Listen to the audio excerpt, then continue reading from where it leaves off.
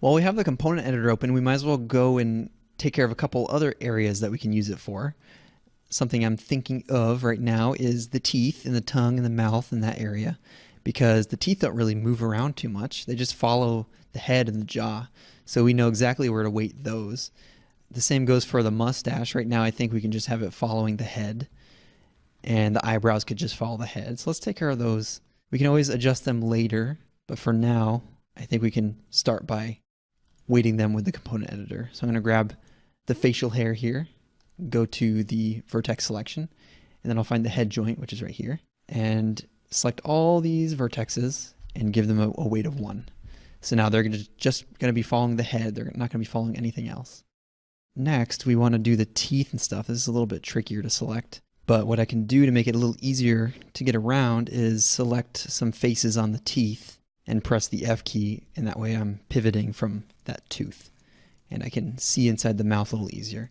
So to start, I'm just going to select the top gums here, or what I believe are the top gums, and then I'll select the vertices, and then find the head and weight them all to the head, just like we've been doing. So I'll put a 1 value inside there. And the same goes for all the teeth. This particular model has kind of dense teeth, so I'm only able to select a couple at a time. So let's do as many as I can. It's getting slower and slower. So that's about all I can do for there. So I'll go to the vertices, and then I'll go into the head section again. These are the top teeth, so these will be following the top of the head. And I'll weight those to that. And then I'll continue with the teeth. Maybe changing the view mode to transparent would help. So I'm going to go to the face selection mode again. I'm going to try to grab some of these teeth. Now, it's a little clustered in here, but with a little persuasion, you can find these teeth. And try to grab the rest of these until my computer slows down. Or is it Maya slowing down? Who knows? So I'm grabbing these, and then I'll change the view so I can see again. And I'll go into the vertex mode, and again weight all these to the head, just like we did before.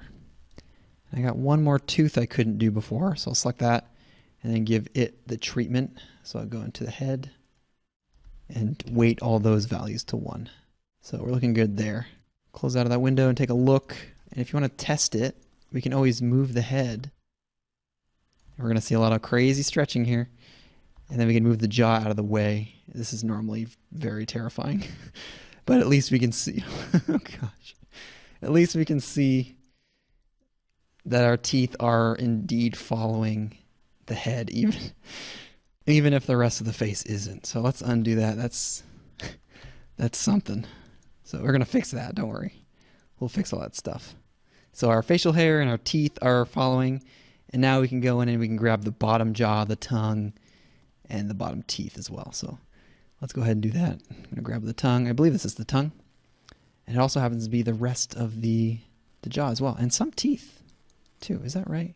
No, just the jaw and the tongue.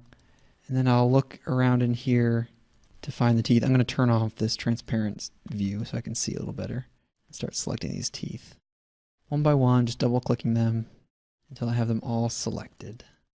It's a little bit of a confusion in here, but I'm just going to take a stab at some of these polygons. And hopefully it's the right tooth. There's one there. That's one, I believe. And I'm sure there's more. We can, as long as we get the majority of them, it's fine. We can always grab them later. So I'm going to go to the vertex selection. I closed that window, so I'm going to go back up to Windows and General Editors and Component Editor. We want to find the jaw this time. So I'm going to grab the top input for the jaw, go down, grab the last input for the jaw, and give those a value of 1. And now those should all follow the jaw. So let's open up this again. We'll open up the jaw again. I'll tilt the head back. And prepare yourself. We're going to open this jaw up and see what happens. And now we are getting most of the teeth following. If there are any teeth in there, I don't know about them. So I can do a transparency view and check for any floating teeth. And I don't see any. It looks like I grabbed them all. So kudos. But this is kind of an area where you want to be using all the different viewport filters to make sure you're grabbing everything and it's easy to see. It can be quite a problematic area in the mouth in particular. So we'll leave that alone for now. That's something we can handle a little later. Let's put this guy back to where he belongs. To get him back to where he belongs, we can grab these controllers, go to the channel box and change the rotation values so that they're all 0, just like that. And now let's give it another look over and see what maybe we can tackle with that same tool. I think we can probably grab these knuckles, right? We want these to just follow the wrist. They don't necessarily need to follow the fingers at all because it's kind of metal. And if we move those fingers, we saw before that it looks kind of funny when it moves. So I'm going to grab just the armor portion with the face selection here. If you hold shift and double click, you'll get a row of a selection here if you weren't aware of that. You can do that. So I have that all selected. And then I'll do the same thing. I'll hold control, go to the vertices selection, open up my component editor. I always close it. I guess I obsessively close that window. So in here, we want to look for the wrist joint, the left wrist joint. So I'm just going to scan through here until I see it's at the end, actually. So grab that. And these all want to be a weight of 1 as well. So that's convenient and easy. Now when we move these fingers, I'm going to select the finger joints. We move those, we don't get any armor movement, which may or may not be what you're looking for. Maybe we want to add a little movement there later, but for now, that takes care of most of that part of the wrist. So I'm going to do the same thing for this other wrist. Just grab these faces, and I'm doing the shift double click to select the rows because that helps speed things along. And I'm going to go back in, and again, I close that window. I just keep closing it. It's just what I do.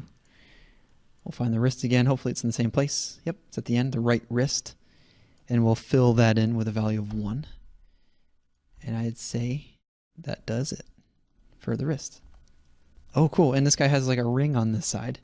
So this is a better example, I think. We can move this, and it did a pretty good job, but we're still seeing like it's being grabbed by some of the other fingers. And it looks kind of like it's made of jelly or something, like a rubbery jelly candy he has on his finger. And we don't really want that. It's made of metal or gold, presumably. So we'll grab the mesh and go up to Windows and down to General Editors and open up the component editor again.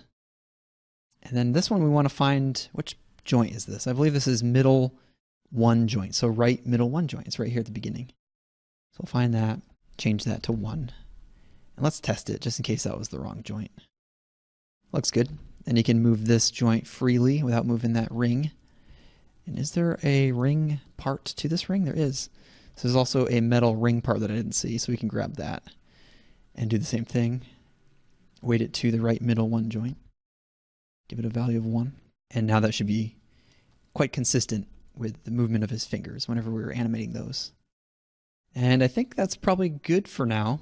Any other areas that we need to handle with the component editor we can take care of at the time. Right now it looks like most of this other stuff we can probably do with the painting skin weights.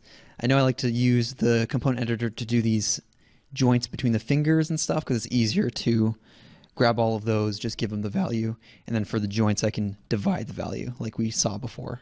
And that makes it a little easier. So we'll revisit the component editor, so don't you worry. But for now I think we're ready to move on and begin using the Paint Skin Weights tool on this character. At this point, we have a good grasp on skin weights. We know how to bind them to our mesh, how to interpret the values in the viewport, and how the different weights affect the deformation of our mesh as it moves. We also explored the fundamental elements of the Paint Skin Weights tool, including its own separate hierarchy window, all the different brush options in paint operations, as well as the gradient and color ramp visualizer for the viewport. Finally, we got a head start on our character by learning about the component editor and using that to tackle some of the broader areas much more efficiently. With all of our new know-how, we're ready to assess our character's skin weights and fix up the problem areas left over from the automatic bind.